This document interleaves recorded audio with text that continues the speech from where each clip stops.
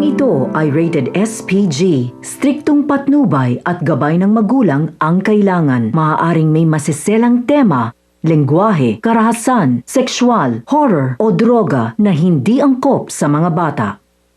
Pag-uwi nga ni Tanggol ay agad itong kinamusta ni Boss Divina.